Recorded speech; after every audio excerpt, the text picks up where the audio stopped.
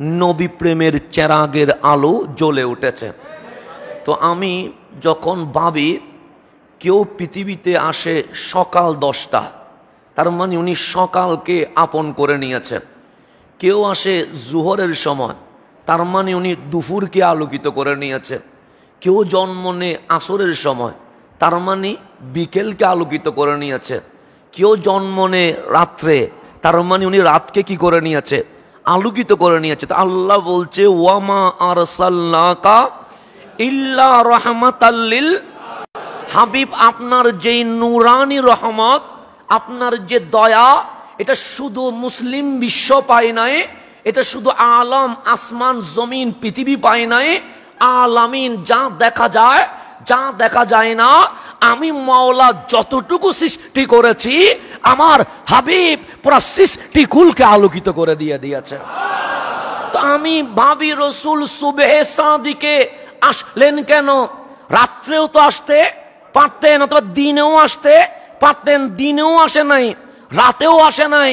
যদি রাতে চলে আসে, দিন বলবে মালিক তুমি না বলেছো ওয়ামা আরসালনাকা ইল্লা রাহমাতাল লিল আলামিন, হাবিব তো রাতে এসে রাতকে আলোকিত করে দিয়েছে, দিন তো মাহরুম হয়ে গেছে। আর আল্লাহর হাবিব যদি নাহার দিনে আসতেন, রাত আপত্তি করত, মালিক তোমার রহমতের দরজা খুলে রাত্রে হাবিবকে দিনে দিলা, দিন আলোকিত হয়েছে, রাত তোর হাবিবের রহমত পায় নাই। তা আল্লাহ বলে হাবিব রাত্রেও আসিয়েন না, দিন যেন অভিযোগ না করে, দিনেও আসিয়েন না, রাত যেন অভিযোগ না করে, দিনও হবে না রাতও হবে না, দুটার মাঝখানে সুবহে সাদিকে পাঠায়া দিব। দিনও বলবে নবী পেয়ে গেছি, রাতও বলবে নবী পেয়ে ধন্য হয়ে গেছে।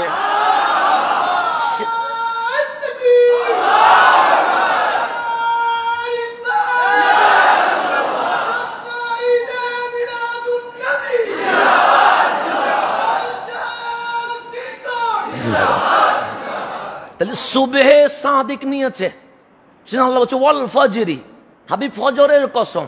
কেন? আপনি সুবহে সাদিকে এই দুনিয়ায় আশাটাকে নির্বাচন করেছেন। আপনি বলুন যে শিরিক করে দিয়েছেন, রসুল কেমনে নির্বাচন করবে? আপনি কেমনে কথা বলবেন?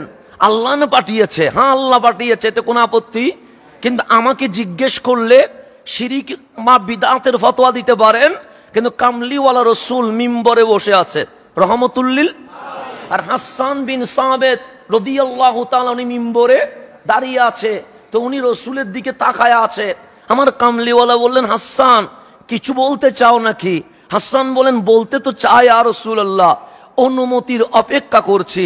কামলিওয়ালা বলে অনুমতি দিয়ে দিলাম, বলতে পারবা। সে আগে যেরকম বলতাম সেরকম না, একটু ভিন্ন আঙ্গিকে বলতে চায়। সে বলো আমি অনুমতি দিলাম। হাসান ভয় পায়ও না। কেন?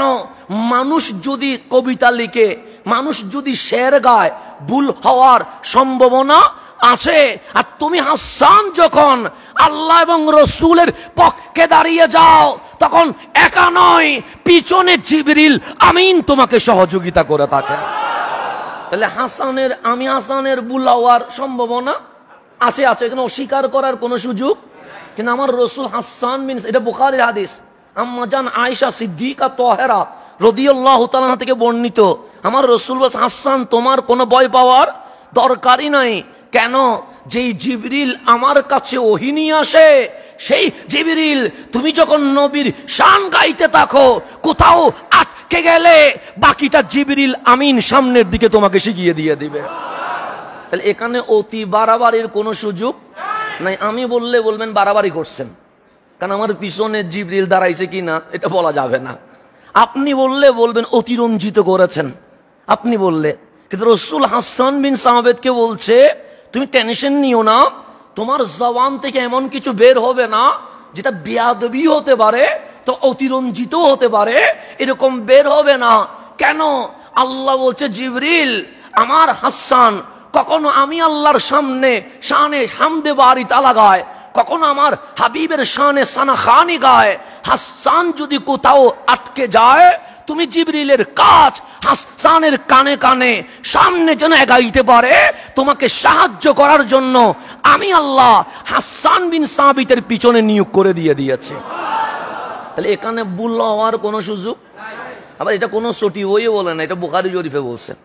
এখন আপনি না মানলে ফয়সালা কি হবে সেটা আপনি নিজে বুঝে ফেলতে পারেন। এটা না আমার কোনো ফতোয়া দেওয়ার দরকার না। আমি বেশিরভাগ ফকিও নয় যে আপনাদেরকে জায়েজ না জায়েজের ফতোয়া দিব। আমি জাস্ট কথা বলে যাই। এই মিম্বরে দাঁড়িয়ে কখনো মনে হয় হালাল হারামের ফতোয়া আশা করি দেই নাই জানা মতে, কারণ যেহেতু আমি মুফতি সাহেব না, সেজন্য আমি ফতোয়া দেওয়াটা পছন্দ করি না। অনেকে তালাকের মশালার জন্য কল দেয়, আমি বললাম বয়স এখনো বেশি হয় নাই, সুতরাং আমার কাছে জিজ্ঞেস না করে যিনারা মুফতি বয়স হয়েছে হাজারো ফতোয়া দিয়েছে ওনাদেরকে জিজ্ঞেস করা উচিত। কারণ কিয়ামতের আলামত হচ্ছে মানুষ জাহেলকে আলেম মনে করবে আর আলেমকে অবমূল্যায়ন করবে। এটা কিয়ামতের আলামত। সেই জন্য অনেক সময় আমাদেরকে কল করে জিজ্ঞেস করে মাসালা এটা কিরকম হবে, তখন মনে মনে বলি মানুষরে কি কিয়ামতের আলামতের মাহফিল করব? এই যে আমারে প্রশ্ন করলো, আমার মতো মূর্খের কাছে জানতে চাইলো, এটাই তো বড় কিয়ামতের আলামত। সেই জন্য কোথায় যেতে হবে এটাও আমাদেরকে জানতে হবে, কার কাছে জিজ্ঞেস করতে হবে এটাও আমাকে বুঝতে হবে। চকচক করলে কখনো শোনা হয় না। আল্লাহ যেন আমাদেরকে বুঝার তৌফিক নসিব করে। তো এখন যেখানে যাচ্ছে সেখানে চলে যায়। হাসান বিন দাঁড়িয়ে আসাবের দাঁড়িয়ে আছে, আল্লাহ রাসূল বলেন না, হাসান বললেন ওয়া আজমালু মিনকা লাম তারাহু কাত্তু আইনিন। হাবিব কেমন চেহারায় ওয়াদুহা নিয়ে এসেছেন। হাসানের চোখ জমিন আসমানের ওই সুন্দর দৃশ্য দেখেছে, সমুদ্রের ঢেউ দেখেছে, তারকারাজির ঝিকিমিকি দেখেছে, চাঁদের হাসি দেখেছে, সূর্যের ঝিলমিল কিরণ দেখেছে। দেশ বিদেশ ভ্রমণের কারণে অসংখ্য সৌন্দর্য দেখেছি। আপনি যখন সপ্ত আশ্চর্য দেখে হতবাক হয়ে বলছেন এত সুন্দর কেমনে হয়, হাসান বলছে চোখ দুইটা যখন আপনার দিকে তাকিয়েছে, হাসানের চোখ বলছে আপলাম তারাহু কাত্তু আইনিন। হাসান কি কি দেখলা? হাসান বলে সূর্যের কিরণ দেখেছি, তারকারাজির ঝিকিমিকি দেখেছি, চাঁদের মিটিমিটি হাসি দেখেছি, আসমানের সবুজ বিশালতা দেখেছি, পাহাড়ের সবুজ শ্যামল দৃশ্য দেখেছি। তো চোখ বলছে বলো না রসুলকে ওয়াজ মালুমিনকা লাম তারাহু কাত্তু আইনিন। উপরেও দেখলাম, নিচেও দেখলাম, সামনেও দেখলাম, পিছনেও দেখলাম, ডানেও দেখলাম, বামেও দেখলাম। খোদার কসম ইয়া রাসূলুল্লাহ, আপনার চেয়ে সুন্দর এই চোখ আর কাউরে দেখে নাই। আপনার চেয়ে সুন্দর এই চোখ আর কাউরে। তারপরে বলছেন ওয়া আতিয়াবু মিনকা লাম তালিদুন নিসা। কত মা কত জনরে জন্ম দিয়ে দিয়েছে। কেউ রাষ্ট্রপতি হয়ে গেছে, কেউ প্রধানমন্ত্রী হয়ে গেছে, কেউ কবি হয়ে গেছে, কেউ গবেষক হয়ে গেছে, কেউ বড় শিল্পপতি হয়ে গেছে, কিন্তু মা আমেনা আপনার কদমে সালাম। আপনার চেয়ে পুত পবিত্র আওলাদ এই জমিনে আর কেউ দিতে পারে নাই। তারপর কি বলছে খুলিকতা মুবাররাআম মিন কুল্লি আইবিন। আপনার দোষ আছে, ভুল আছে, বলবো কেমনে? আপনি এটা পারেন না, এটা বলি কেমনে? সে খুলিকতা, আপনাকে সৃজন করা হয়েছে মুবাররাআম পুত পবিত্র করে, মিন কুল্লি আইবিন সমস্ত দোষ মুক্ত করে। মালিক যখন বানাচ্ছে তখনই আপনাকে মাসুম করে বানিয়ে দেওয়া হয়েছে। আমরা রসুলের দোষ অন্বেষণে ব্যস্ত আছি, আর হাসান বলছে দোষ করবেন বলি কেমনে? যিনি বানানেওয়ালা উনি তো দোষ মুক্ত করে। এরপর কি বলছেন হাবিব? আরো বলতে চায়। হাবিব বলে বলো না। একটু এশকের দরজা খুলে বলতে চায়। হাবিব বলে বলো। তখন হাসান বলছেন কাআন্নাকা খুলিকতা কামা তাশা। হাবিব মন বলছে বাবা আদম সফিউল্লাহ থেকে কিয়ামত পর্যন্ত যত নরনারী আসবে কেউ নিজের ইচ্ছাই হয় নাই, রহমানের ইচ্ছাই হয়েছে। আল্লাহ বলছে হুয়াল্লাযী ইউসাব্বিরুকুম ফিল আরহামি কাইফা ইয়াশা। তোমার কোনো হাত নাই। তুমি যখন মায়ের পেটে আসছো, আমি আল্লাহ আমার কুদরতি হাত দিয়ে তোমাকে কি করেছি? সাজিয়েছি যেভাবে আমার মন চেয়েছে। আমি আল্লাহর কাছে তুমি যেভাবে সুন্দর লেগেছো আমি সেইভাবে তোমাকে বানিয়ে দিয়েছি। তাহলে বান্দার সৃষ্টির মাঝে বান্দার কোনো হাত নাই। কে বানিয়েছে? এটা হচ্ছে সবার জন্য। হাসান বলছে কাআন্নাকা কাদ খুলিকতা কামা তাশা। হাবিব আপনি যেহেতু বেমেসাল উপমাহীন, আপনার ব্যাপারে হাসান সাক্ষী দিচ্ছে, আল্লাহ যখন আপনাকে বানাচ্ছিলেন, আল্লাহ আপনাকে জিজ্ঞেস করেছে, হাবিব কিভাবে আপনার কপাল হবে, কিরকম চোখ সাজাবো, কিরকম চেহারা সাজাবো। আপনি রসুল যেভাবে চেয়েছেন, মালিক আপনাকে সেইভাবে বানিয়ে দিয়েছেন। তাহলে এখানে কামা তাশা বলেছেন, আমি বলি না, সাহাবী রসুল বলছে। এখন ওনাকে যদি আপনি বেদাতি ফতোয়া দিতে পারেন, দিয়ে দেন দুই একটা, এটা আমার কোনো আপত্তি নাই, আমি কোনো কিছু বলবো না, কারণ আমাকে তো আর বলেন নাই, যারে বলছেন ওনার সাথে কাল হাসরে আপনার হিসাব হবে। সুতরাং আমার এখানে টেনশন নেওয়ারও কোনো দরকার নাই, তো বলতে পারলে বলে দেন কয়েকটা। উনি বলছে কামা তাশা, আপনি যেভাবে চেয়েছেন, আল্লাহ আপনার মর্জির উপরে আপনাকে কি করেছেন, সাজিয়েছেন, বানিয়েছেন। আপনি যখন চেয়েছেন সে তখনই দুনিয়াতে এসেছেন। আপনি যখন কাকে দামি করতে চাইলেন, মালিক বলে ওয়ান্তা হিল্লুম বিহাযাল বালাদ। আপনি যখন ইয়াস রবকে দামি করতে চাইলেন, আল্লাহ বলেন কাবার চেয়ে, লৌহ কলম আরশের চেয়ে হাবিব আপনার রওজাকে দামি করে দিয়ে দিয়েছে। এটার নাম রহমতুল লিল আলামিন। আল্লাহ তাআলা ওই নবীকে পায়া উম্মতে মুহাম্মাদিকে ওয়াফাদার হইয়া, কি হইয়া, একটা বেওয়াফা আর একটা ওয়াফাদার হইয়া এই রবিউন নূরে শুকরিয়া আদায় করার জন্য তৌফিক নসিব করে। এটা অনেক বড় তাকদীরের বিষয়। শুকরিয়া যে সে কি করতে পারে না, সেজন্য জোর করে কোনো কিছু আদায় করা যায় না। সেজন্য আল্লাহর দরবারে দোয়া করবেন, মালিক যে এত বড় নিয়ামত দিয়েছে আমাদেরকে রহমতুল লিল, ওই নিয়ামত পায়া মালিকের দরবারে যেন কি করতে পারে, শুকরিয়া আদায় করতে পারে। যারা করে না তা না করুক, আমাদের কোনো আপত্তি নাই। আপনি ঘরের দরজা বন্ধ করে দেন, আপত্তি নাই। লাইট বন্ধ করে দেন, আপত্তি নাই। প্রয়োজনে আপনি জুলুস দেখলে মন কালো করেন, তাও আমাদের কোনো আপত্তি নাই। আপনার ঘরে আপনি থাকেন, যারা করে তাদেরকে বাঁধা দেওয়ার কোনো অধিকার আপনার নাই। কারণ আপনার হিসাব আপনি দিবেন, আমার হিসাব ইনশাল্লাহ কাল হাসুরে দেখা হবে রওজার সামনে। জুলুস করে লাভ হয়েছে নাকি ক্ষতি হয়েছে, এটা দুনিয়ার বিচার করার দরকার নাই। আল্লাহ বলেছে আলাইসাল্লাহু বিআহকামিল হাকিমিন, আপনার কাঠগড়ায় আমার হিসাব দিতে হবে না, আমি আহকামুল হাকিমিনের কাঠগড়ায় দাঁড়াবো। সেদিন প্রমাণ হবে হাবিবুল্লাহরে পায়া খুশি হওয়া এটা ঠিক না নারাজ হওয়া সেটা ঠিক। সেই দিনের জন্য ছেড়ে দেন। আজকে আপনার মতো করে আপনি ঘরে বসে থাকেন, আর আমরা শাহজাহানপুরের অলি গলিতে নারে রিসালাত দিয়ে জানিয়ে দিব, এই রবিউন নূরে আমার মুস্তাফা দুনিয়ায় এসে বিশ্ববাসীকে দামি করে দিয়ে দিয়েছে।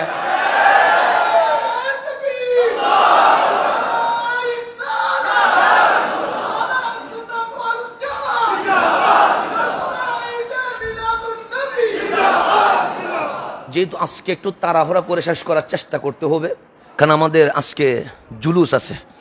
তো জুলুস যেহেতু আছে, আমরা চেষ্টা করব 5-10 মিনিট আগে মাহফিল কি করার জন্য ক্লোজ করে নামাজটা একটু পড়ে তারপর সংক্ষিপ্ত মোনাজাত করে আমরা কি করে ফেলবো, ইনশাআল্লাহ রওনা হয়ে যাবো। যাতে করে আপনাদের সময়েরও একটা চিন্তা ভাবনা করতে হবে, সব দিকে বিবেচনা করে আমরা যেন মাহফিল একটু কম করে আজকে শেষ করব ইনশাআল্লাহ। আমি গত জুমায় চেয়েছিলাম কন্টিনিউ করে এই 2 জুমা ছুটি নেওয়ার জন্য, কিন্তু আমাকে ছুটি দেওয়া হয় নাই। সেই কারণে অবাগা আপনাদের সামনে চলে আসছে আর কি। তো এখন আসেন সামনের দিকে যায়। তো যেটা বলতে চাচ্ছিলাম, আমরা গত জুমায় ছিলাম, আল্লাহ বলছে কোথায় ছুটছ, কোথায় দৌড়াচ্ছ। তো মুশরিকরা যেভাবে দৌড়ায় তোমরা কেন সেভাবে দৌড়াচ্ছ, এটা ঘোষণা কার? আল্লাহর। যে এদিক ছুট করছো, ওই দরজায় যাও, ওই দরজায় যাও। কখনো ক্ষমতা পাওয়ার জন্য আমেরিকার দ্বারস্থ হও, কখনো ক্ষমতা পাওয়ার জন্য রাশিয়া চীনের কাছে চলে যাও, কখনো ক্ষমতা পাওয়ার জন্য ওই পারে চলে যাও। এই যে কাহিনী করছো, এগুলো তো মুশরিক করবে। মুসলমানের কাজ তো এদিক সেদিক ছুটাছুটি করা নয়। তো মালিক যাব কোথায়? আল্লাহ বলছে ওয়ালামু আন্না ফীকুম রাসূলুল্লাহ। এদিক সেদিক ছুটাছুটি না করে জেনে রেখো, আমি তোমাদের মাঝে আমার হাবিবুল্লাহকে দিয়ে দিয়েছি। কদম যদি ধরতে হয়, হাবিবুল্লাহর কদম মজবুত করে ধরে ফেলো। এটা ঘোষণা কার? আল্লাহর। ওয়ালামু আন্না ফীকুম রাসূলুল্লাহ, তোমাদের মাঝে আছে রহমতুল লিল। তো বর্তমান আধুনিকায়নের সময়, গ্লোবালাইজেশন, বিশ্বায়নের সময় হাতের মুঠোর মধ্যে বিশ্ব কি হয়ে গেছে, চলে আসছে। উপকারও আছে, অপকারও আছে, লাভও আছে, ক্ষতিও আছে। আজকে ছোট ছোট বাচ্চাদের যেই মেডিকেল আছে, চিলড্রেন হসপিটাল, সেখানে গিয়ে দেখবেন অধিকাংশ বাচ্চারা মানসিক কি হয়ে গেছে, রোগী হয়ে গেছে। আগে মানুষের পেট ব্যথা হইলে ডাক্তারের কাছে যাইতো, বাচ্চার জন্ডিস হলে ডাক্তারের কাছে যাইতো। এখন আপনি হসপিটালে গিয়ে দেখবেন বাচ্চারা মানসিক রোগী হয়েছে। কেন? এই ইন্টারনেট, মোবাইল, অনলাইন, গ্লোবালাইজেশন, আধুনিকায়ন, এগুলোর কারণে বাচ্চা মোবাইলে আসক্তি হয়ে গেছে। কখনো কার্টুন দেখে, কখনো গেমস দেখে।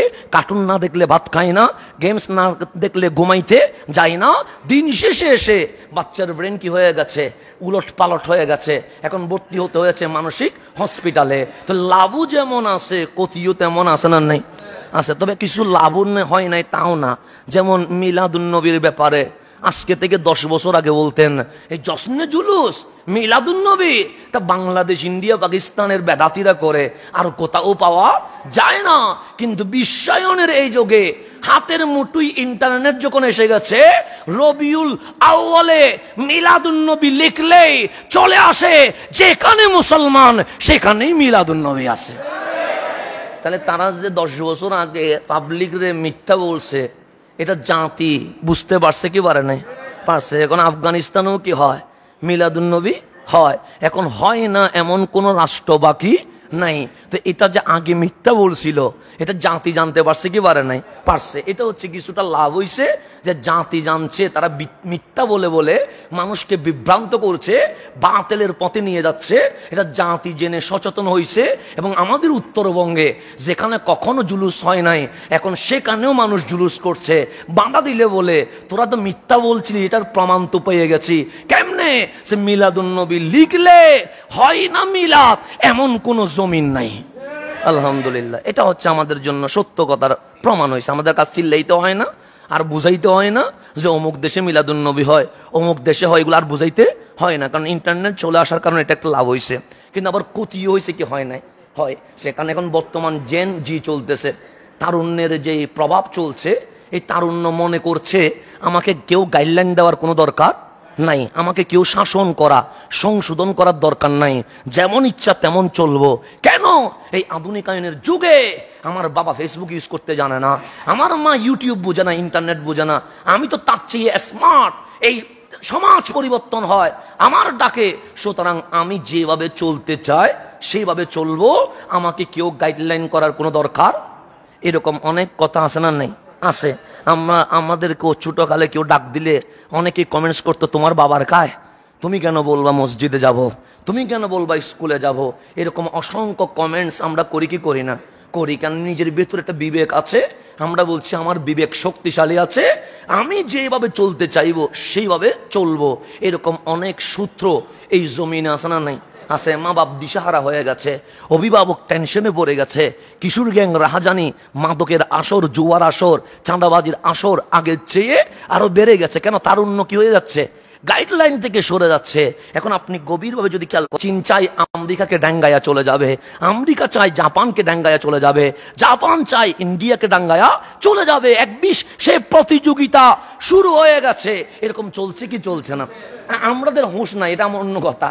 আমরা হয়তো ফেসবুকের মধ্যে শুধু কপি পেস্ট ছাড়া জীবনে কিছু 2 লাইন লেখার যোগ্যতা আমাদের হয় নাই। এটা আমাদের আফসোস ছাড়া আর কিছু করারও নাই। সেজন্য আমাদের মধ্যে এই অনুভূতি আসে না যে আমি একটা জিনিস আবিষ্কার করব, বিশ্ববাসীকে এটা দেখাবো যে আমরাও পারি। সেজন্য আমাদের বুয়েট সোয়েট আছে, কিন্তু জীবনে কিছু আবিষ্কার হয়েছে কি না এটা কোনোদিন কেউ জানে না। কথাটি কিছেন? কারণ ওইটা নাই তো, আগ্রহ থাকতে হবে কিছু একটা করার আগ্রহ। আবার ভালো মানুষ বাংলাদেশে কিছু করতে চাইলেও যোগ্য মানুষের কোনো চাকরি হয় না। কেন? মামা চাচার বাম হাত দিয়ে অযোগ্যরা চাকরি পেয়ে যায়। তো করবেন কিভাবে? সেজন্য করারও তো অসুবিধা হয়ে যায়। কারণ যোগ্য মানুষ পড়ালেখা করে সার্টিফিকেট জমিয়ে গোল্ডেন এ প্লাস পেয়ে সে দেখছে তার কোনো ভবিষ্যৎ নাই, সে বিদেশে চলে গেছে, তার শ্রম তার মেধা বিদেশকে দিয়ে যাচ্ছে। আমি যখন মালয়েশিয়া ঘুরে দেখেছি, আমি দেখলাম মালয়েশিয়া উন্নতির পিছনে বাংলার শ্রমিকদের অবদান অবিস্মরণীয় হয়ে থাকবে। আজকে দুবাই ঘুরলে চোখ শুধু উপরের দিকে আর নিচের দিকে তাকায়, ডানে বামে তাকাইলে বলবেন এত উন্নত হইল কেমনে? তখন ওই দুবাইয়ের মাটি সাক্ষী দিবে বাংলার মানুষের ঘাম এই মাটি অতীতে রয়ে গেছে। আজকে বিশ্ব উন্নয়নের পিছনে বাঙালিদের অবদান অস্বীকার করার কোনো সুযোগ নাই। তো তার শ্রম, তার মেধা বিদেশে দিল কেন? সে তো আমার দেশকে দিতে পারে কেন?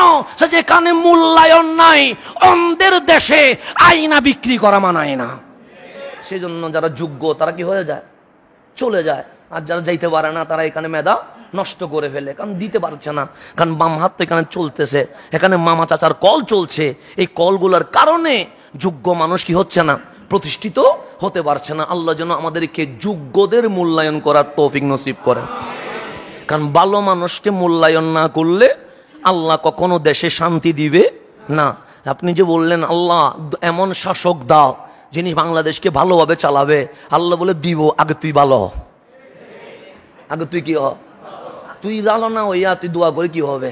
সেই জন্য যেই দেশের জনগণ খারাপ, আল্লাহ বলে সেখানে রাষ্ট্রপতি যেটা দিব, সেখানে দেশের প্রধান যেটা দিবে সবচেয়ে ফেরাউন দিব, যাতে আজীবন তোদের শিক্ষা হয়ে যায়।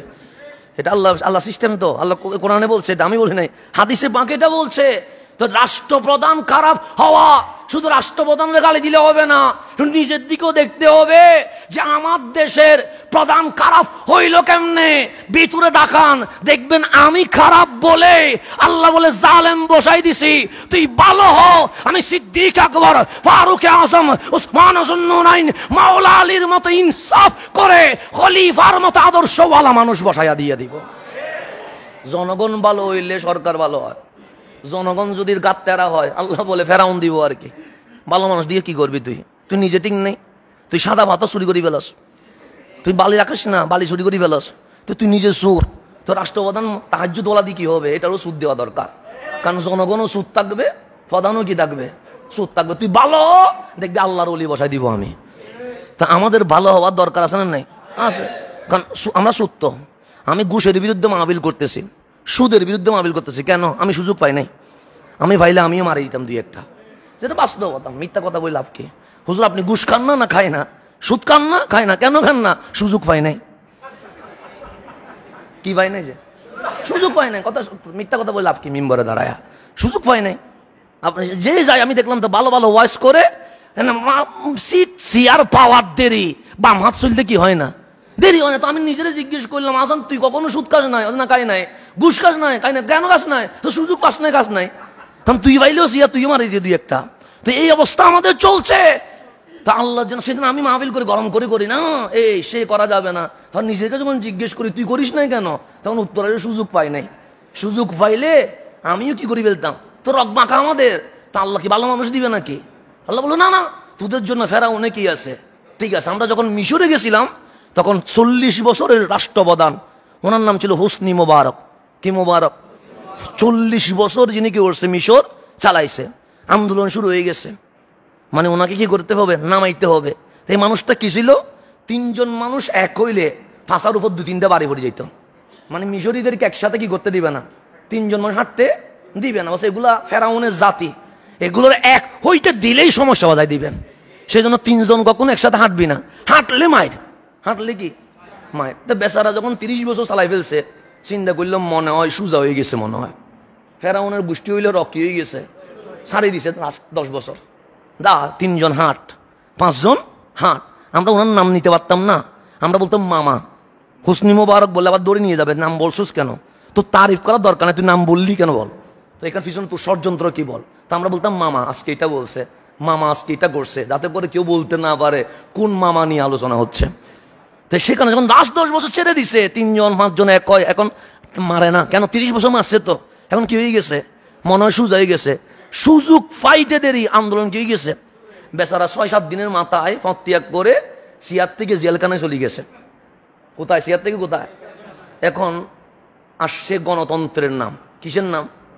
এখন যেখানে এখানে আন্দোলন, পানি নিয়ে আন্দোলন, পাথর নিয়ে আন্দোলন, মাটি নিয়ে আন্দোলন, দরজা নিয়ে আন্দোলন, পাইপ নিয়ে আন্দোলন। এখন যারা সরকার বসছে এটা আন্দোলন দেখে অবাক হয়ে গেছে। 40 বছর ইতিহাসে এত আন্দোলন দেখি নাই। 40 বছরের যত আন্দোলন হয় নাই, মিশরের জমিনে দেখি 1 মাসে তত আন্দোলন হয়ে গেছে। এখন এরকম আন্দোলন হয়তো দেশ চালানো কি হবে না, সম্ভব হবে না। তারপর মুরসি আসলেন গণতন্ত্রের আওয়াজ দিয়ে, ওনারও 1 বছরের মাথায় নামাই দিছে। কেন? মিশরি বলতে সুযোগ যখন পাইছি, আন্দোলন এটা একটা উৎসবে পরিণত হয়েছে, যে আসুক 6 মাসের মাথায় কি করি ফেলবো। ঠিক হলো। এখন সেনাপ্রধান ছিলেন আবুল ফাত্তাহ সিসি, যিনি এখন বর্তমান বসছে। উনি বললেন হুসনি মোবারক প্রথমে যে 3 জন এক হয়েছে, ফাঁসার উপর 2-3টা দিছে, এটাই ঠিক ছিল। কারণ ফেরাউনের জাতিরে মায়ের উপর না রাখলে কখনো ঠিক হবে? সরকারে বসে মাইর যখন শুরু করছে, পুরা মিশর ঠান্ডা হয়ে গেছে। পুরা মিশর কি ঠান্ডা? এখন কোন আন্দোলন করতে শুনছেন? ইতে বলছেন না, এটা হলো ফাঁসার উপর কি দিতে হবে, যে প্রতিদিন ডেলি সকালে 3টা, বিকেলে কয়টা, এটা মেডিসিন। এগুলো নয় ঠিক হবে না। কারণ ফেরাউনের জাতির জন্য কখনো ভালো মানুষ আশা করা যায়? তা আবুল ফাত্তাহ সিসি বসে গেছে, বলছে তুই কি ফেরাউন? আমি এর চেয়ে বড় ফেরাউন। এটা বসেই বলতেছে তুই আর কি ফেরাউন, এর চেয়ে আমি কি? তোদেরকে কিভাবে সাইজ করতে হয় এটা আমার জানা আছে। এমন সাইজ শুরু করছে, এই পর্যন্ত আর মিশরীরা কোনো কথা বলতে। তো এখন জিজ্ঞেস করে কি অবস্থা, ভালো আছি। কি আছি? ভালো আছি। কেন? ডেলি সকালে বিকেলে ফাঁসার উপর কি করছে, মেডিসিন চলছে। এটা ফেরাউনের জাতির। আল্লাহ বলে জাতি ভালো হলে প্রধান ভালো হবে, জাতি ভালো না হলে প্রধান কি হবে না, ভালো হবে না। তো আজকে আমরা যে ভালোর বুলি বলছি, আমরা যে ভালো কথা বলার চেষ্টা করছি, তো ভালো তো নিজে হতে পারি নাই। তো আপনি যদি ভাবেন আমার মন্ত্রীটা ভালো হবে, আমার এমপিটা ভালো হবে, আমার প্রধানটা ভালো হবে, আল্লাহ বলে না না, যেই দেশের জনগণ ভালো নয়, যেই দেশের প্রধানও ভালো নয়, জনগণ ভালো হলে অটোমেটিক প্রধানও কি হয়ে যাবে। এটা আমি আল্লাহ দায়িত্ব নিয়েছি। দায়িত্ব নিছে কে? তাহলে ভালো হইতে হবে কারে? আমারে। ভালো হইতে হবে কারে? আপনারে। এমনি বলেন যে ভালো মানুষ নির্বাচন করব, বুটের আগের দিন 500 টাকা মারি দিয়ে দিলে সুরের বুট দিতে 2 মিনিট ভাবেন না।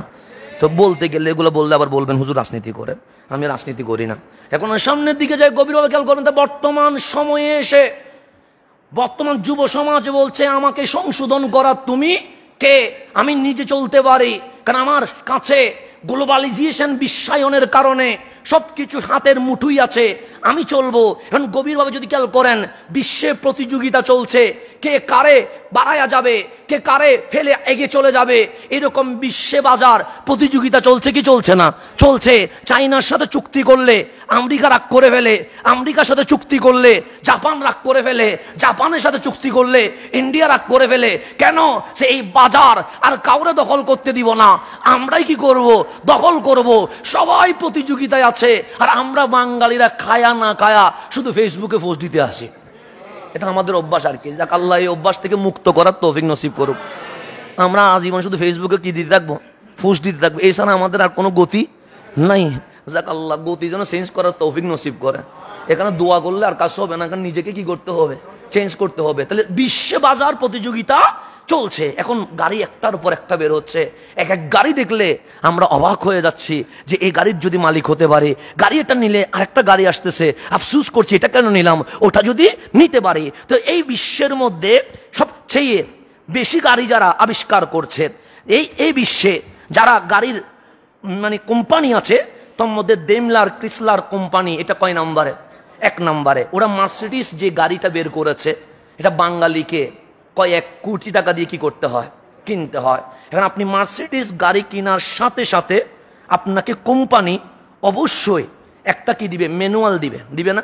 দিবে। গাড়ি কিভাবে ব্যবহার করতে হয় ব্যবহারিক নির্দেশনা দিবে, যেখানে লেখা থাকবে মোবিল কখন চেঞ্জ করতে হয়, একে গাড়িতে ডিজেল দিবেন না অকটেন দিবেন, চাকার যে হাওয়া বাতাস কতটুকু দিবেন, এগুলো লেখা থাকবে কি থাকবে না?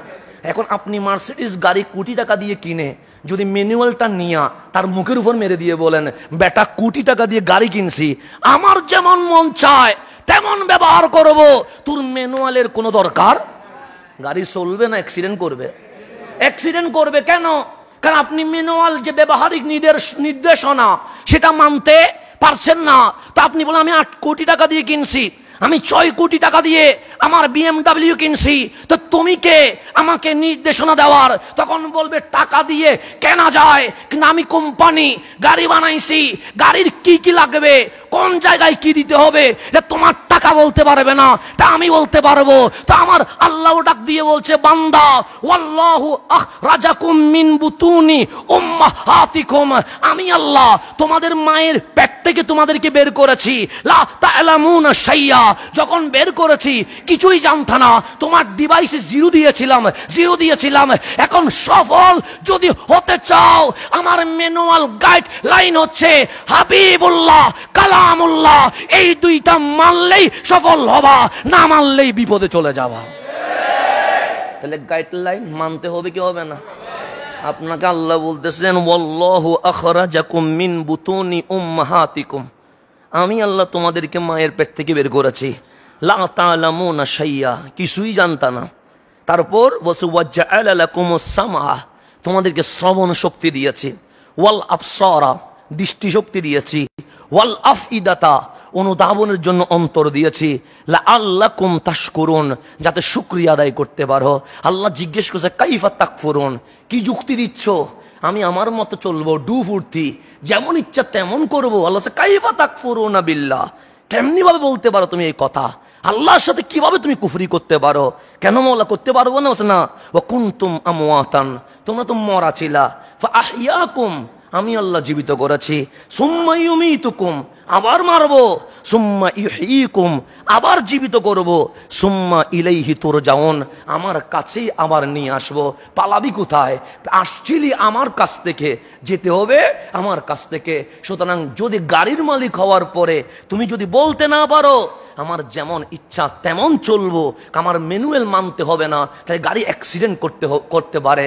আর আমি আল্লাহ তোমারে বানাইছি, সুতরাং তুমি অন্য কারো ম্যানুয়াল দিয়ে নির্দেশনা দিয়ে চলতে পারবা না, আমি আল্লাহর দেওয়া নির্দেশনা দিয়ে চলতে হবে। কেন? যেই আল্লাহ আমারে সৃষ্টি করেছেন সেই আল্লাহ আমারে সবচেয়ে বেশি ভালোবাসে। কথা ঠিক কিনা? যিনি মানাইছে ভালোবাসবে না? উনি ভালোবাসে। 2 নম্বর, আল্লাহ যেহেতু সৃষ্টি করছে, আল্লাহ জানে বান্দার জন্য কোনটা ভালো হবে কোনটা খারাপ হবে। কথা ঠিক কিনা? এবং ভালো মন্দ সবগুলো কার মর্জির উপর নির্ভর করে? আল্লাহর মর্জির উপর। আল্লাহর সাহায্য ছাড়া বান্দা কখনো এগাইতে পারে না। তাহলে এখন এই সত্য সন্ধান করার জন্য আজকে যে রবিউল নূর চলে এসেছে, আমি খুবই সংক্ষেপে বলবো কারণ সময় চলে যাচ্ছে। রবিউল আউয়াল চলে এসেছে, সত্যের সন্ধান করা, আমার কামলিওয়ালার সন্ধান করা। কতটুকু করেছেন আপনি নবীর জন্য? আপনি নবীকে কতটুকু খুঁজে পেয়েছেন? আপনি রসুলের জন্য কই কই গিয়েছেন? আপনি রসুলের জন্য কোন রাতটা বিসর্জন দিয়েছেন? কখনো বলতে পারবেন যে আমার জীবনের এই সময়টা আমি রহমতুল্লিল আলামিনের প্রেমে দিয়ে দিয়েছি? কখনো বলতে পারবেন আমার নবীকে স্বপ্নে দেখার জন্য আমি নিজের জীবন এই পরিবর্তনটা করেছি? কখনো বলতে পারবেন আমার নবীর রওজায় উম্মতি উম্মতি বলে কাঁপছে, আমার নবীকে হাসানোর জন্য আমি দুনিয়া লাথি দিয়ে আমার মুস্তাফার কদম ধরে ফেলেছি? বলতে পারবেন না? বলতে পারবেন না। শুধু উম্মত দাবি করে আছি, শুধু উম্মত দাবি করে আসছি, কিন্তু রসুলের জন্য আমরা কিছুই করতে পারি নাই। বিখ্যাত সাহাবী হযরত সালমান ফারসি রাদিয়াল্লাহু তাআলা আনহু, নাম শুনেছেন? মদিনা শরীফ গেলে একটা খেজুর বাগান আছে, সবাই সেখানে যান। এটা কার বাগান বলে? সালমান ফারসি রাদিয়াল্লাহু তাআলা খেজুর বাগান। এটা সবাই হাজিরা দেখতে যায় কি যায় না? উমরা করতে গেলেও দেখতে যায়, হাজিরাও গেলে দেখতে যায়। এটা হচ্ছে সালমান ফারসি রাদিয়াল্লাহু তাআলার খেজুর বাগান। তো মদিনায় কি খেজুর বাগানের অভাব পড়ছে? না, অভাব পড়ে নাই। কিন্তু সবাই বলে অন্য কোন বাগানে যাব না, সালমান ফারসির বাগানে যাব। কেন? ওই সালমান ফারসির খেজুর বাগানে আমার নবীর মুজিজা বাকি আছে। আমার নবীর মুজিজা কি আছে? তো ওনার জন্ম কোথায়? ওনার জন্ম হচ্ছে পারস্যের ইস্পাহানের জাইয়ুন অঞ্চলে ওনার জন্ম। কোথায় পারস্য, কোথায় মদিনা? তাই হযরত সালমান ফারসি বলছেন আমি ধনাঢ্য পরিবারের সন্তান ছিলাম, অগ্নি পূজা করে এমন মানুষের কি ছিলাম? সন্তান ছিলাম। তাই আমি মুশরিক ছিলাম।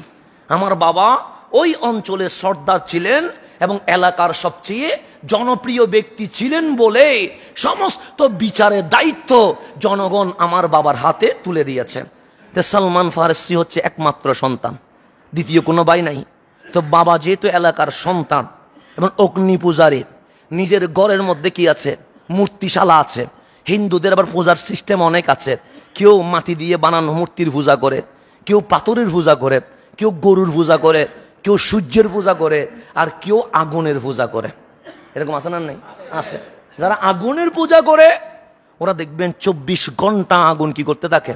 জ্বালায়া রাখে। এখানে 1 মিনিটও যদি নিভে যায় তারা মনে করে অমঙ্গল হচ্ছে।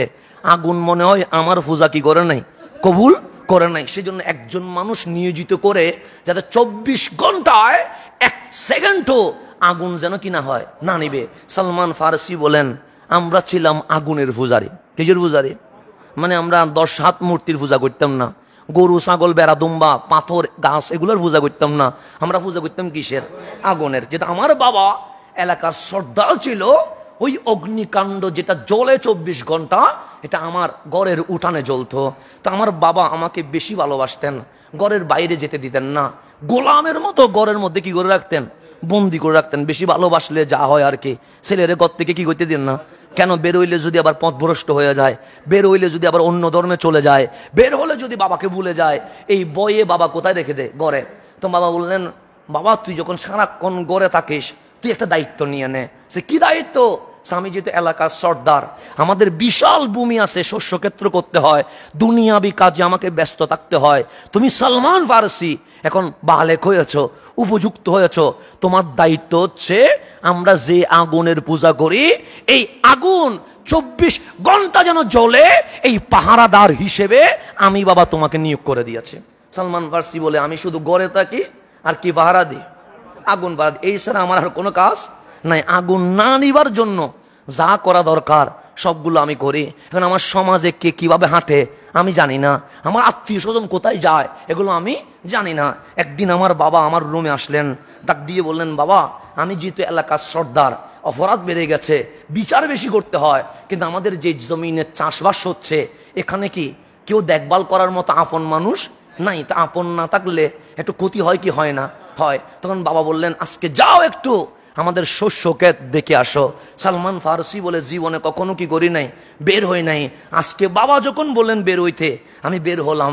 বের হয়ে যখন আমি বাগানে গেলাম আমাদের শস্য ক্ষেত দেখার জন্য, হঠাৎ রাস্তাতে শুনলাম গির্জা থেকে কি আসছে, আওয়াজ আসছে। তখন আমার ইসলাম, আমার নবীর ইসলাম কি হয় নাই, কায়েম হয় নাই, প্রতিষ্ঠা হয় নাই, দাওয়াত চালু হয় নাই। উনি গির্জা থেকে কি শুনতেছেন? ধর্মের আওয়াজ শুনছেন। সে কেন জানি ওই আওয়াজ আমাকে আকর্ষিত করতে শুরু করেছে, আমাকে পাগলের মতো দেওয়ানা করতে শুরু করেছে। গির্জার ভেতরে যে শব্দ, এটা আমাকে আকৃষ্ট করে ফেলছে। আমি আর সামনের দিকে কি করতে পারছি না, যেতে পারছি না। মন চাচ্ছে গির্জার ভেতর চলে যায়। তো আমি তো খ্রিস্টান নয়, আমি তো অগ্নি পূজারী, যাবো কেমনে? সমস্ত প্রশ্ন বাদ দিয়া আমি ডাইরেক্ট গির্জার ভেতরে ঢুকে গেলাম এবং আমি পাদ্রী যে মাহফিল করছে এই মাহফিল শুনতে লাগলাম। শুনে এমন আকর্ষণ বোধ করলাম, আমি মনে মনে বলতে লাগলাম, আমার ধর্মের চেয়ে ওদের ধর্ম সেরা, আমার ধর্মের চেয়ে। তো এই আকর্ষণ শুনে আমি সকাল থেকে গির্জায় বসে আছি, আর বাগান দেখার কি হচ্ছে না। শুধু বসে আছি কোথায়? গির্জা। কেন? কথা কি রাখছে? ভালো লাগছে, তাওহীদের কথা বলছে, লা ইলাহা ইল্লাল্লাহর কথা বলছে, ইনজিলের কথা বলছে, তাওরাতের কথা বলছে। আমি আকর্ষিত হয়ে গেলাম এবং সকাল থেকে বিকেল সময় আমি কোথায় রয়ে গেলাম? পাদ্রীর সান্নিধ্যে রয়ে গেলাম। সন্ধ্যা যখন হয়েছে আমি ঘরে ঢুকলাম। আমার বাসায় ঢুকতে দেরি, বাবা আমাকে জিজ্ঞেস করলেন, পাঠাইলাম বাগানে, পুরা দিন বিকেল কাটাইয়া দিলা, গেলা কোথায়? তোমার বিলম্বের কারণ কি? তখন বললেন সালমান ফারসি বলে, আমি মিথ্যা বলি নাই। আমি বাবাকে বললাম, বাবা তুমি যখন বাগানে পাঠাইলা, রাস্তা থেকে গির্জা থেকে আওয়াজ আসছিল, আমি খ্রিস্টানদের চার্চে চলে গিয়েছিলাম, ওদের মাহফিল শুনেছিলাম, সকাল থেকে বিকেল এমন আকৃষ্ট হয়ে গেলাম, কখন যে ঘন্টার পর ঘন্টা চলে গেছে আমি বলতে পারি না। তো বাবা বললেন, কি বুঝলা? তখন ও ছেলে বলছে, আমাদের ধর্মের চেয়ে হাজার ভালো হচ্ছে তাদের ধর্ম। মানে অগ্নি পূজারীদের চেয়ে ভালো কি ধর্ম? খ্রিস্ট ধর্ম, এটা ভালো। তখন বাবা বলতেছেন, এখানে আহমরি কি আছে? এখানে আহমরি কি আছে? জীবনে শুনো নাই, সেই জন্যই তোমার কাছে ভালো মনে হচ্ছে। শুনে রেখো, আমাদের পূর্বপুরুষরা যে ধর্ম পালন করেছে এটাই সবচেয়ে বেস্ট। খ্রিস্টান ধর্ম এটা কোনো মূল্যায়নের মধ্যেও পড়ে না। তখন উনি বাবার কথায় হতাশ হয়ে বললেন, না বাবা, আমরা যে আগুনের পূজা করি এটার কোনো ক্ষমতা নাই, এটার কোনো পাওয়ার নাই। পানি মারলে নিভে যায়, বাতাস মারলে নিভে যায়, কিন্তু আমি গির্জায় গিয়ে যখন লা ইলাহা ইল্লাল্লাহর কথা শুনলাম, তখন মন বলছে সৃষ্টির পূজা করার চেয়ে স্রষ্টার ইবাদত কোটি গুণ ভালো। এখন বাবার ভিতরে ভয় চলে আসছে যে কোন আমার ছেলে আমাদের ধর্ম ছেড়ে কোনো খ্রিস্টান ধর্মে চলে যাবে কিনা, পথভ্রষ্ট হয়ে যাবে কিনা। এই ভয়ে ছেলেরে আবার রুমের ভিতর ঢুকায়। এতদিন শিকল বাঁধে নাই, আজকে কি বাঁধে দিয়েছে? পায়ের মধ্যে শিকল বেঁধে ঘরের মধ্যে আটকায় রাখছে। উনি বললেন, সালমান ফারসি বলেন, আমাকে শিকল বেঁধে রেখে দিয়েছে, কিন্তু আমার মনের মধ্যে সত্য জানার কি আসছে, আগ্রহ সৃষ্টি হয়ে গেছে, আমি সত্য জানতেই হবে। তো শিকলে যখন বাঁধা, যেহেতু ঘরের মধ্যে অনেক চাকর আছে, আমরা যেহেতু সম্ভ্রান্ত পরিবারের ছেলে, একজন চাকরকে দিয়ে আমি গির্জায় চিঠি পাঠাইলাম যে আমি ঘরের ভেতরে কি হয়ে গেছি, বন্দী হয়ে গেছে, আটকে হয়ে গেছি, কিন্তু আমি সত্য জানতে চাই, সুতরাং আমাকে জানাও খ্রিস্টান ধর্ম শুরু হয়েছে কোত্থেকে, যেখান থেকে শুরু হয়েছে আমি সালমান ফারসি ঘর বাড়ি ছেড়ে দিয়ে সেখানে চলে যেতে রাজি আছি। সিটি যখন পাঠাইছি, উত্তর আসছে খ্রিস্টান ধর্মের আবির্ভাব হয়েছে সিরিয়া থেকে। কোত্থেকে? সিরিয়া থেকে। উত্তর যখন পাইছি, আমি একদিন চাকরদের সাহায্যে শিকল কি করে ফেলেছি, খুলে ফেলেছি। খুলে ফেলার পরে আমি ঘর থেকে পালিয়ে গেছি। পালানোর পর আমার গ্রামে দেখলাম একটা দল খ্রিস্টানদের সিরিয়ার দিকে কি হয়েছে, রওনা হয়েছে। আমি মা বাপ সারি, সমাজ ছেড়ে, এলাকা ছেড়ে ওদের সাথে কি হয়ে গেছি, জয়েন করে ফেলেছি। সিরিয়ায় যখন আসলাম, সবাইকে জিজ্ঞেস করলাম একজন ভালো চার্চের খবর দাও, পাদ্রীর সন্ধান দাও, যেন আমি ধর্ম জানতে পারি। তখন সবাই বললেন বিস্পের কাছে যাও। বিস্প মানে তখন সিরিয়ায় সবচেয়ে বড় খ্রিস্টান পাদ্রী, যেটাকে আপনার বড় হুজুর বলেন আর কি। তখন ওই বড় হুজুরের নাম কি ছিল? বিস্প। তো বলছে বিস্পের কাছে যাও। আমি বিস্পের কাছে চলে গেলাম। প্রথমে দেখে মনে হয়েছে খুব ভালো, তার মতো আল্লাহর ওলি এই জমিনে আর কেউ নাই। আমি তার খেদমতে লাগিয়ে গেলাম। আমি নিজে খ্রিস্টান ধর্মে দীক্ষিত হয়ে গেলাম। দেখি হুজুরের ফাও সিবি, হাতও সিবি, কিন্তু হুজুর দেখি মাহফিল করে দান করলে এই সওয়াব, গরিবরে খাওয়াইলে এই সওয়াব। তো সবাই বিশ্বাস করে, সবাই হুজুর রে কি দে, স্বর্ণ দে, রূপা দে, টাকা দে, পয়সা দে। তো হুজুর সেখান থেকে 10 টাকা দান করে 90 টাকা নিজের প্যাকেটে নিয়ে নেয়। তো ভালো না খারাপ? সিটিং আর কি, মানে 10 টাকা কি করে দান করার, 90 টাকা কোথায় পকেটে ঢুকিয়েছে। ও মনে কি উপরে দেখলে তো মনে হয় ফেরেশতা নামে গেছে, ভিতরে তো দেখি যে 1 নাম্বার কি সিটিং রয়ে গেছে। 10 টাকা দে, 90 টাকা নিয়ে নে। এরকম করতে করতে সে গরিব দুঃখীদের সম্পদ গুলো নিজের, যে তখন ছিল এটাকে কি বলে, বাক্স যেগুলো তাকে কি সন্দুক বলে নাকি, হ্যাঁ সিন্ধুক, সিন্ধুকে জমা করতে করতে সিন্ধুকে স্বর্ণ রাখার আর বিন্দু পরিমাণ কি নাই জায়গা নাই, এত কোটি স্বর্ণের মালিক হয়ে গেছে। তো এই মানুষটা বৃদ্ধ হয়ে গেছে, মানুষটা মারা গেছে। তো মারা যখন গেছে, লোকজন আসছে যেহেতু ওনাকে দাফন তো করতে হবে। সেই সময়ের বিশ্বমানী খ্রিস্টানদের বড় হুজুর, তো বড় হুজুরের জানাজাটা বড় করে হবে না। তো মানুষ যখন জমে গেছে, সালমান ফারসি বলে সিটিং এর বড় জানাজা হবে, এটা আমি মানতে পারি নাই। সিটিং এর কি হবে, বড় জানাজা হবে, এটা আমি মানতে, আমি সবার সামনে বললাম, এই সিরিয়াবাসী শোনো। তারা দেখলে ফেরেশতা মনে হইল সে তোমাদের সাথে প্রতারণা করেছে। সে কি প্রতারণা করেছে? সে দান সৎকার মাহফিল করেছে, ধনীরা গরিবদেরকে টাকা দিবে এই মাহফিল করেছে। তোমরা মাহফিল শুনে তাকে বিশ্বাস করে গরিবদেরকে দান করার জন্য তোমাদের টাকা পয়সা স্বর্ণ চাঁদি ওকে জমা দিয়েছ। ও মানুষকে দান না করে নিজের ভিতরে জমা রাখছে। তখন বলেন প্রমাণ কি? সালমান ফারসি বলে সিন্ধুক যখন খুলে দিলাম, মানুষ দেখছে স্বর্ণের কি হয়ে গেছে, পার হয়ে গেছে। এটা দেখে মানুষ খুবই রাগান্বিত হয়ে, যাকে এতদিন ভালো মনে করছিলাম সে তো দেখি সিটিং, সবাই কান্নাকাটি করছে। সবাই বলেন খুদার কসম তারে দাফন করব না, তাকে শুলে চড়াইয়া পাথর মেলে রক্তাক্ত করে চূর্ণ বিচ্ছিন্ন করে ফেলবো। সবাই মিলে তাকে শুলে চড়াইয়া পাথর মেরে চূর্ণ বিচ্ছিন্ন করে ফেলেছে। এখন গির্জা কি হয়ে গেছে, খালি হয়ে গেছে। আর কেউ সালমান ফারসি বলে আমি আছি কোথায়, গির্জায়। এলাকাবাসী একজন মানুষকে নিয়ে আসলেন, এনে ওই পাদ্রীর চেয়ারে বসায়া দিলেন। দেখলাম এই মানুষটা অনেক ভালো, দুনিয়ার ব্যাপারে উদাসীন, আখিরাতের ব্যাপারে অধিক অনুরাগী। রাত দিন মানুষ ঘুমায় আর উনি কি করতে থাকে, ইবাদত করতে থাকে। এরকম মানুষ আমি আর দেখি নাই। আমি ওনার খেদমতে নিয়োজিত হয়ে গেলাম, নিজের মনকে সান্ত্বনা দিলাম। বাড়ি ছেড়ে সিরিয়ায় এসে ভুল করি নাই।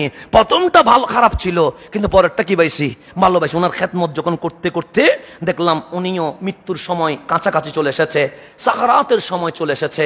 আমি ওনার কদমে গিয়ে বললাম, আমি সালমান ফারসি, আপনি আমাকে চিনেন, আমি ঘরবাড়ি ছেড়ে সত্যের সন্ধানে আপনার কাছে এসেছি। এখন আল্লাহর ফয়সালা, আপনাকে মৃত্যুবরণ করতে হবে। এখন বলেন আপনার পরে আমি কোথায় যাব, আমি কার সান্নিধ্য গ্রহণ করব? তিনি বললেন, আমি যে সত্যকে আঁকড়ে রেখেছি, আমার জানার মতে এই সত্য ধারণ করে সিরিয়ার মধ্যে একজনও নাই। তো একজনও যদি নাই, আমি কোথায় যাব? তো তুমি মাসুলে একজন ব্যক্তি আছে, সেখানে চলে যাও। মাসুলটা কোথায়? ইরাকের একটা গ্রামের নাম।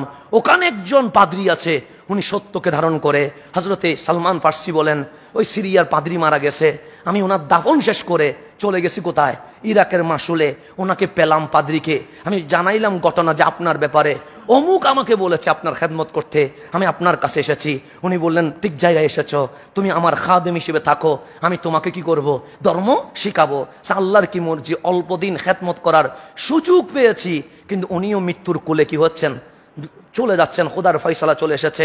আমি ওনাকে বললাম, আপনিও তো চলে যাচ্ছেন, তা আমি যাবো কার কাছে? উনি বললেন, সত্য নিয়ে আছে এই শহরে আমার জানা নাই, তবে তুমি নাসিবিন শহরে একজন ব্যক্তি আছে, উনি সত্যকে ধারণ করে, তুমি ওনার কাছে চলে যাও। সালমান ফার্সি বলে উনিও মারা গেলেন, ওনাকে দাফন করে আমি নাসিবিন শহরে চলে গেছি, ওই পাদ্রীকে খুঁজে পেয়েছি।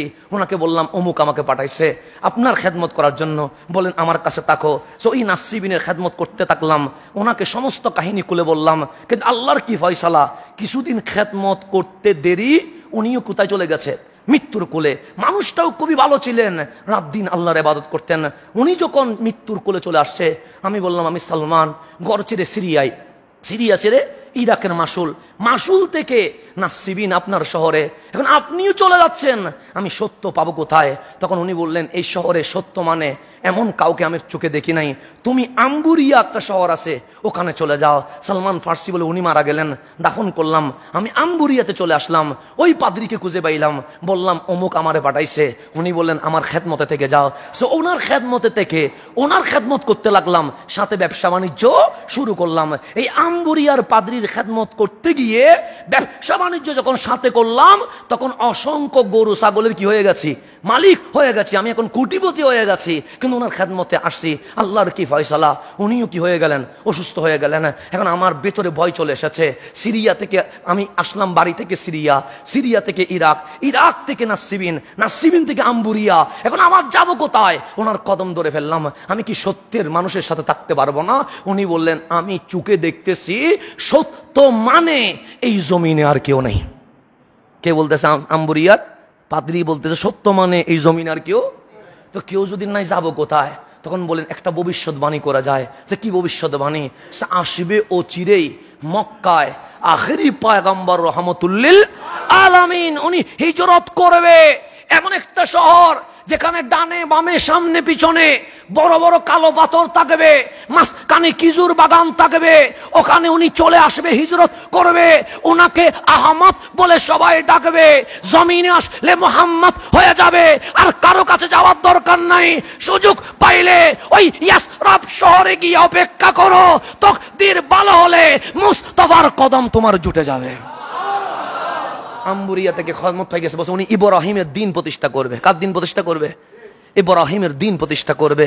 সুযোগ যদি পাও, এখন আর কোথাও যাইও না, কারণ খ্রিস্টান ধর্ম এখন কি হয়ে গেছে, বিতর্কিত হয়ে গেছে, এখানে খুরাফাত ঢুকে গেছে, এখানে আল্লাহ বাদ দিয়ে শিরিক ঢুকে গেছে। সুতরাং খ্রিস্টান ধর্মের কাছে আর কোনো সত্য নাই, তুমি চলে যাও আরব শহরে, সেখানে রসুল আসবে। উনি বললেন, এই সংবাদ পাওয়ার পর উনি আমাকে কিছু লক্ষণ বললেন, চিনবো কেমনে?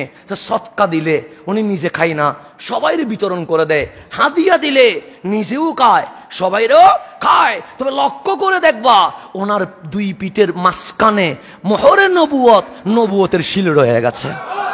আমি লক্ষণ পেয়ে গেছে। এখন আমি ওই আম্বুরিয়া শহরে অপেক্ষা করছি, কখন আমি আরবের পথে কি হব, রওনা হব। যদি আমি কোনো পার্টি পাই, যদি আমি কোনো কিছু পাই, তাহলে আমি ওনাদের সাথে চলে যাব। আমি যখন অপেক্ষা করছি যে ওনার নবুয়তের মোহর দেখলে তো আমি চিনে যাব, সুতরাং আমি যখন ব্যবসায়ী হলাম, আমি খুঁজতেছি আরব থেকে কোনো গোত্র আসছে কিনা। যদি আসে, ওদের সাথে কোথায় চলে যাব, আরবে চলে যাব।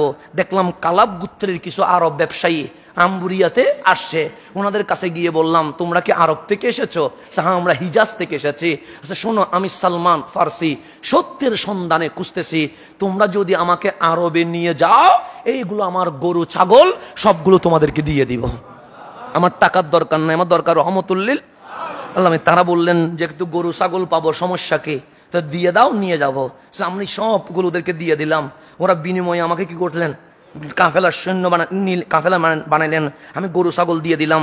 যখন মদিনার শামের মধ্যবর্তী ওয়াদি আল কোরা, ওয়াদি আল কোরা এই জায়গায় আসলাম, এই কালব গোত্রের মানুষ আমার সাথে বেঈমানি করলো। কিরকম বেঈমানি করলো? সেই মদিনা শামের মধ্যবর্তী জায়গা ওয়াদি আল কোরাই এনে আমাকে এক ইহুদির সামনে বিক্রি করে দিয়েছে। মানে আমি ছিলাম সম্ভ্রান্ত পরিবারের মানুষ, এখন আমার কি বানাই দিছে?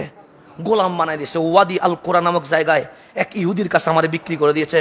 এখন আমার তার কোনো উপায় নাই, কাউরে চিনি নাই, বাধ্য হয়ে আমি ইহুদির দাসত্ব কি করলাম?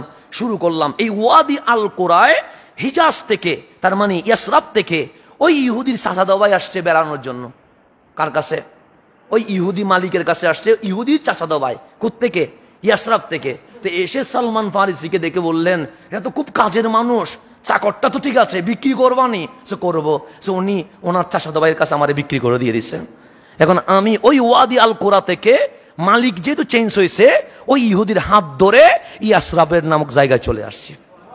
এখন আমি কি গোলাম? আমি গোলাম কোথায় আছি? কাজে আছি, কিজুর বাগানে কাজ করে। কিন্তু তখন মদিনায় ইসলামের দাওয়াত, মক্কায় ইসলামের দাওয়াত কি হয়ে গেছে? শুরু হয়ে গেছে। কিন্তু আমি যেহেতু গোলাম, আমার এগুলা করার কি নাই? সুযোগ নাই। আমি কাজ করছি কাজে ব্যস্ত থাকার সময় আমার কাছে কোনো দাওয়াত পৌঁছে নাই, কিন্তু অপেক্ষায় আছি। নবী যদি ইয়াসরাবে আসে তাহলে খবর তো পেয়ে যাব যে কোনো ভাবে, এটা অপেক্ষায় আছি। একদিন যখন আমি গাছের উপরে কাজ করছি, আমার মনিব খেজুর গাছের নিচে কি আছে? বসে আছে। এমন সময় আমার মনিবের বাতিজা এসে বললেন, আল্লাহ বনু আওস খাজরাস গোত্রকে ধ্বংস করে দিক। তখন ওই ইহুদি মালিক বলছে, কিরে বনু আওস আর খাজরাস আমাদের গোত্র, তাদের জন্য বদদুয়া করছো কেন? তো বাতিজা বলছে, বদদুয়া করবো না কেন? এই বনু আওস আর খাজরাস গোত্রের সবাই কোবাই চলে গেছে। সে কোবাই কি হয়েছে? সে এমন একজন মানুষ আসছে, সে নিজের নবী দাবি করছে, আর ওনার কাছে আওস খাজরাস গোত্র গিয়ে বায়াত হওয়ার জন্য বসে আছে। সালমান ফার্সি বলে, আমি কিসের উপরে? আমার মনিব কোথায়? কথা বলতেছে মনিব আর বাতিজা। আমি যখন ওই কথাটা শুনলাম, এমন একজন কোবাই আসছে যিনি নিজের কি বলতেছে? নবী দাবি করতেছে। আমার কানে আসার সাথে সাথে আমার শরীর কেঁপে উঠলো, আমার গায়ের জোর উঠে গেছে, আমার চোখ ঘোলাটে হয়ে গেছে। মনে হচ্ছে আমি গাছ থেকে পড়ে মুনিবের গায়ে পড়ে যাব। আমি দ্রুত গাছ থেকে নেমে গেছি। নেমে বললাম, তুমি কি বললা? এটা আবার বলো না। আমার কথা শুনে মুনিব রাগ করে ফেলেছে। আমাদের কাজ তোর এখানে শোনার দরকার কি? গোলামের মতো থাকবি। এক তাপ্পর মেরেছে। আমি দাঁড়ানো থেকে কোথায় পড়ে গেছি? জমিনে পড়ে গেছি। আমি আর কিছু বলি নাই, কিন্তু শুনেছি তো কুবাই আছে। কোথায় আছে? আমি আবার গাছের উপর উঠে কাজ করছি। আমি কিছু কিজুর সংগ্রহ করলাম। কেন? উনি আসছে, ওনার সাথে কিছু সঙ্গী আসে, কি না কি খাইছে আল্লাহ জানে। তো এই কিজুর গুলা নিয়ে কাছ থেকে যখন ছুটি পাইলাম, কুবাই চলে গেলাম, গিয়ে রসুল